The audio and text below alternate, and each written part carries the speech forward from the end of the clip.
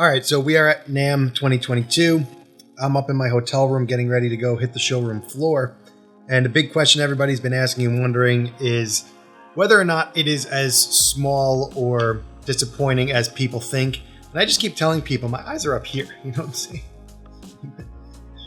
So NAMM, right. This is day 2 currently, but I'm going to show you some highlights from day 1. And we're going to take a look at just how small the show was. In my opinion, for this type of show, I think it's going to benefit somebody like me who's a, smaller fish in quite a big pond. So I'm looking forward to the intimacy and being able to get in contact with some of the companies I've been wanting to work with and furthering my relationships with companies that I already do work with. So we're going to go out, take a look, and I'm going to take you guys along for the ride to see what NAMM is like from my perspective and see if you missed out, if anything was worth checking out in 2022. Let's go.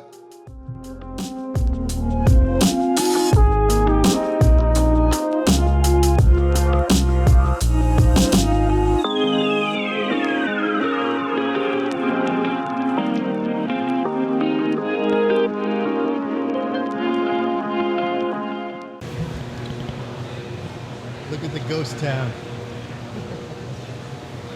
Holy shit. None of this is here. Every company, they're like, yeah, we're expecting about half. So. I was expecting light, but not this light on not the main this floor. light. That's bad. We have your autograph? Aren't you guys the sexiest motherfuckers here? No, I did not figure it out. I have no idea. I remember my first California NAMM. Are you logged into the app? So this is all my emails from NAMM. I don't even have the app. Is that it? Oh, for the love. Oh, come on. Oh, just type your name. Okay, cool. Got it? Yeah. That's it. There it is. Hey, look at that. All right, we got the NAMM first time. Go ahead. I was gonna say this is my first time here ever, so I'm just along for the ride. Y'all tell me, show me the ropes. Let's see some good stuff. Jeff Pedals, he's here with the ice cream cone camera. I brought the good stuff this weekend, so it's my son's GoPro Hero 10. We're good to go.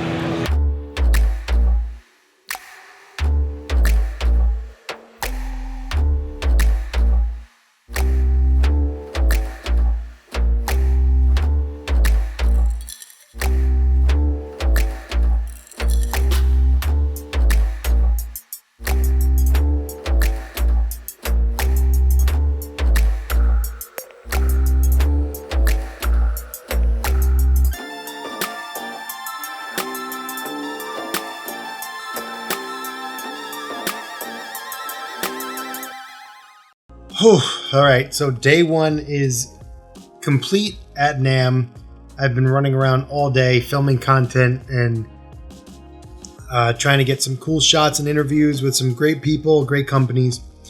And now I just got back to the room. I just grabbed some Mexican food from the lobby, and now I just want to not stand. So a lot of positives today, a lot of really great meetings, a lot of companies I've been looking forward to and hoping that I could work with one day. And we'll see what happens with those relationships and those connections, but I think today went pretty well. So my first order of business for the day is going over to Iconic and dropping off this guitar.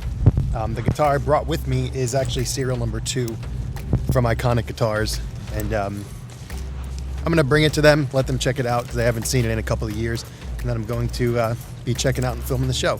So I'm at the Hilton, and I'm gonna be walking over the show, show you guys my long commute to work, and I'm looking forward to getting in there and seeing what else we got going today.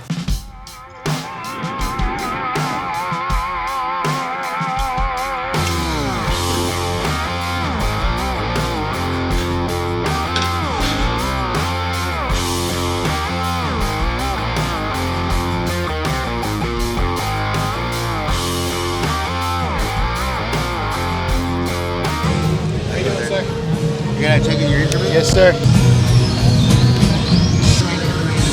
That's it? Yes, sir. Thank you very much. Have a great day.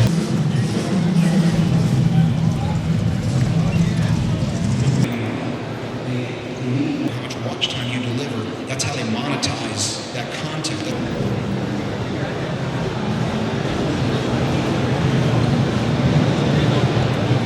Now now we get the wonderful sounds of NAMM, drums, bass as loud as they could go, and all at the same time. Say hi to the people. Hey people, how you doing? Love this guy. Good to see you, brother. Take care, man. That's my buddy Soko from Graph Tech, the best nuts that you'll find here, at least. He just, I don't know, he went somewhere. He'll be right back. All right, I'm gonna keep walking around. Good to see you, man. All right, Travis, take care, man. See ya. So this is Shad for Iconic. Shad is iconic. And this guitar predates his time with the company, so. Playing number 0002. Yes, sir. So it's cool to bring the guitar back home and let them play it a little bit.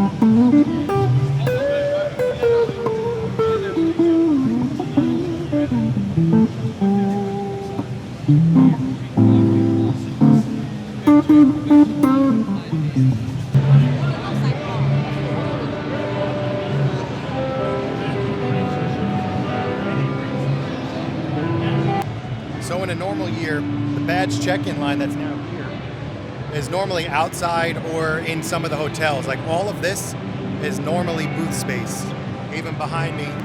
So all of that is empty now, and that's always been booths. So there's significantly less, and there's even a downstairs floor that has always been occupied, like fully and maxed out, and even the downstairs is completely closed. So fairly abbreviated, but it's definitely the same vibe within the new boundaries, I guess. It's as if they just, pulled the walls in. So it's still kind of the same NAMM, just in a smaller area, I guess, ish. You know what I mean.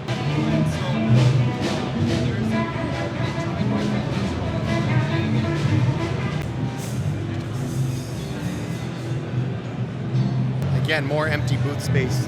Typically, again, all of that is filled up, but not this year.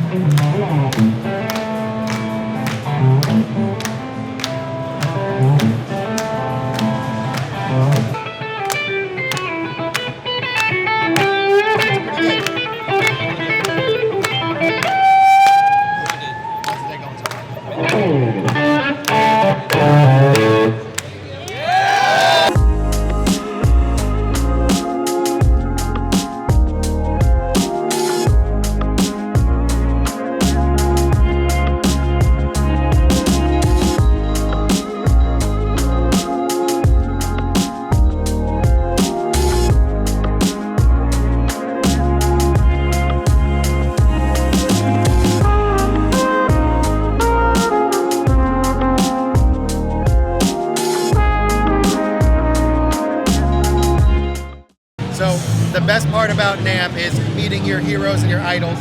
Tim's been my biggest influence on guitar, especially being a session guitar player. So thank you for all you do. Oh, you're welcome. It's great to meet your really good friends here too, like Steve. So Thanks, Tim. support Steve. Appreciate it. So we're at the end of day 2, and you can see everything's kind of closing up, and you see it kind of becomes even more of a ghost town this year. And, people are on the way out, and they're getting kicked out of booths. And here's what it looks like leaving the NAMM Show. Worship tutorials, best guys around. Try the phone match, right? Is the proper term? I guess. It's badass. Try it. Oh, thank you, sir. All right, so I am at the end of day 2.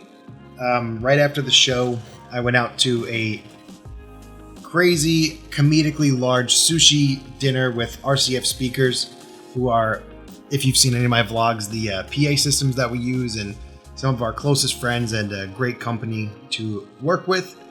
And after dinner, usually downstairs in the lobby, it's just like an excessively loud jam party where bands are playing all night and it's so loud and crazy. But I couldn't do it today. I had to come up here and I wanted to edit some more video and pretty much call it a night early.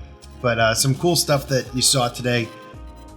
Bad Cat amplifiers are really great, and hopefully I'll be working with them soon. I really like their stuff. I also got to see my hero, Tim Pierce, and that was really cool that he took a good amount of time to talk to me. He actually gave me a shout out in a live stream once, talking about some of the fractal stuff that I've posted, which is really cool, and it's cool to be acknowledged by your heroes like that. That's like one of the coolest things. So he was kind enough to give me some time and talk. Also stopped by the Eventide booth to check out their new stuff and their new pedals that they came out with. I've been dying for an H9, so those are really cool. Would love to have one of those one day. Obviously, you saw Iconic Guitars, one of my favorite boutique builders. If you haven't seen them, you got to check them out. They build some of the best guitars that you'll ever play. They're really impressive. And also a huge shout out to Guitar Tabs Daily, my new buddy Parker. We spent the entire day together. Also had breakfast with my buddy Marcel. All of my internet buddies that I haven't met yet, I got to meet in person, which again is such a great part of NAMM, that all your friends from around the world, from around the country, that you only know through social media, but you get to actually put names to faces, or faces to names, I guess. You get to put their face, you get to put the name that you've been talking to an actual face, which is always nice to get to know somebody, in person. We also saw the incredibly small Line 6 portion. The DL4 everybody knows about, and the new Catalyst. Cool stuff from Line 6, but nothing groundbreaking as far as their booth goes, but it was okay. Another highlight for me was Warm Audio. I really like their stuff. I would love to work with them one day. They came out with a couple of new mics, and their preamp stuff, their EQs, and their mic pre's are really legit. Great highlight was the Two Notes booth. I recently did a demo using the Captor X, and it was cool. Some of them actually saw it, and I was able to talk about some future projects using their new Revolt pedals, which are preamp pedals. They have a guitar and a bass one, which are really awesome, and obviously, the other cabinet software in the Cab M, and even their stuff that's built into the Rev amplifiers, which is just the Captor X, I think, but the Rev stuff is really cool. That's tied into that. So overall, I thought it was great that it was smaller. I liked that it was a smaller NAMM. I don't think NAMM is dead at all. I think it's still pretty alive. It's just not the big box major guys, the Gibsons, the Fenders, the Rolands.